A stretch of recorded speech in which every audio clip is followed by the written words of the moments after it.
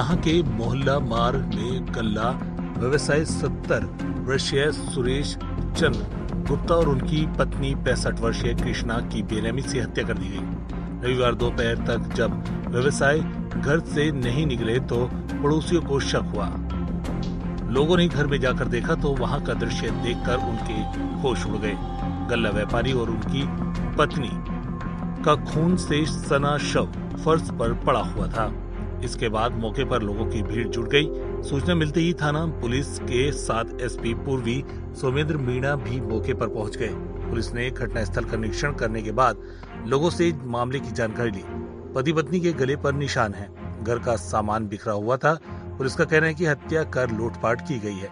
लोगों ने बताया कि सुरेश चंद्र गुप्ता का पीनाहट में गल्ले की आड़त और तेल मिल है। शनिवार को वह अपने बेटे के पास आगरा आए थे। शाम 4:30 बजे लौटकर पीनाहट पहुंचे। उन्होंने मिल को खोला था। शाम 7:30 बजे मिल को बंद कर अपने घर चले गए। रविवार दोपहर 12 बजे तक वह घर से नहीं निकले। अमूमन जल्दी घर से बाहर आ जाते थे।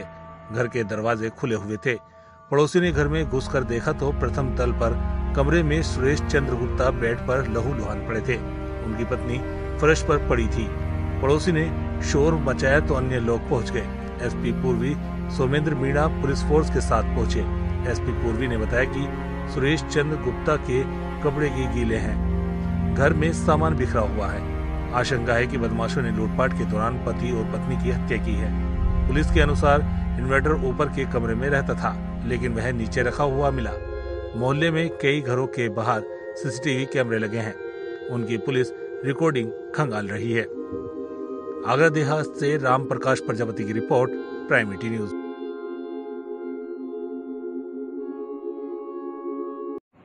पीनाहट थाना क्षेत्र में पीनाहट कस्बे में सुबह पुलिस को सूचना मिली थी कि दो लोगों की जो पति पत्नी है उनके दरवाजे खुले हुए हैं ऊपर से, जिन लोगों ने देखा था। मौके पर पुलिस ने जाके देखा तो वहाँ पे पति पत्नी दोनों ही मिले, जिनकी उम्र 65 से 70 साल के बीच में है और एक के सिर पे चोट के निशान थे।